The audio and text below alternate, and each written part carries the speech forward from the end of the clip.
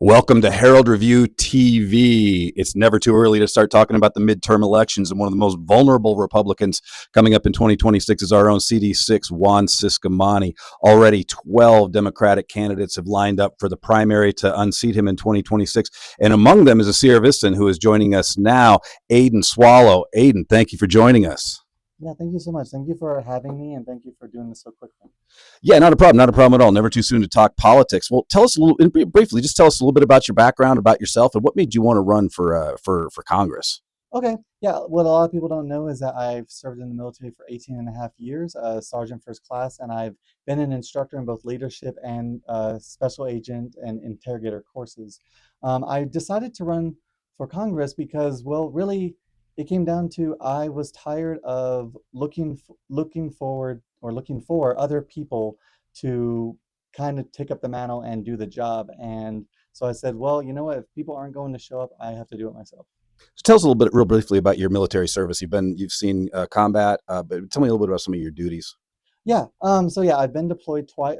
Combat deployed twice. I've been deployed way more than that, but I've been to both Iraq and Afghanistan. And I've served as a leader in both the human intelligence collection, which includes interrogation and talking to the local populace. So I've talked to literal Afghans and Iraqis who live in the country.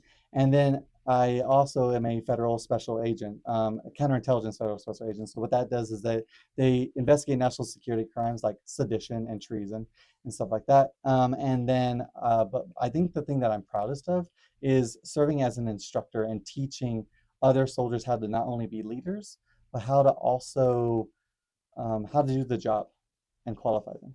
And so, this is your first foray into politics. What made you want to jump right to Washington D.C. and not try something a little more on the local level?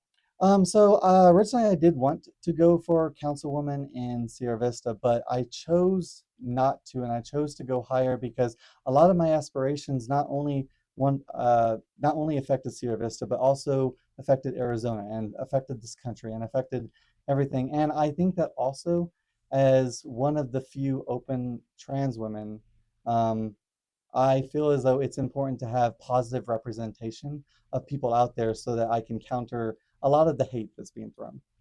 Obviously, before you even to go against Ciscomani, there's a field of right now 12, probably Yeah. more by the time it gets into 2026.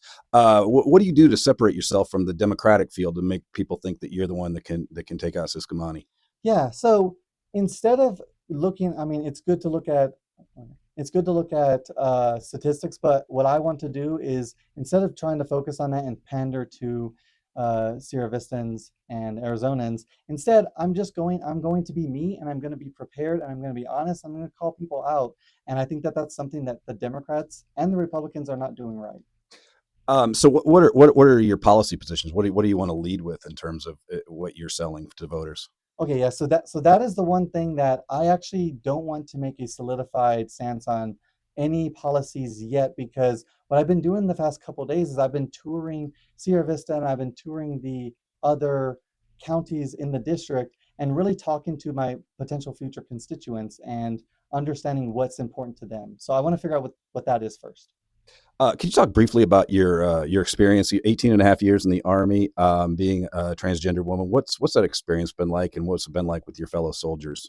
Yeah, the army does not hate on transgender soldiers. In fact, they respect them. They know that just because they're transgender, that doesn't mean that that makes them less of a combat participant. That doesn't make them less of a soldier. That doesn't make them less of a leader. If anything, it's just one part of them. It's not their identity. Mhm. And talk about the district a little bit. Obviously, it's a huge district. It goes into Graham County, Pinal County, mostly Pima County, and into most of Cochise. Yeah. How do you think those? How do you think you fare with those voters? Just one on one.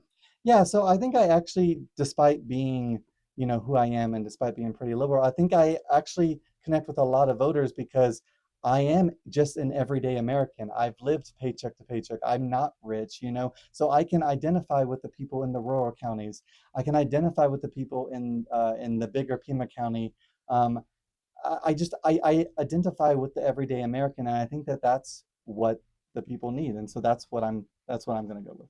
Okay, so what's the next step? What's the next benchmark on your candidacy? I guess you have to get signatures, some fundraising. Yeah. What's next?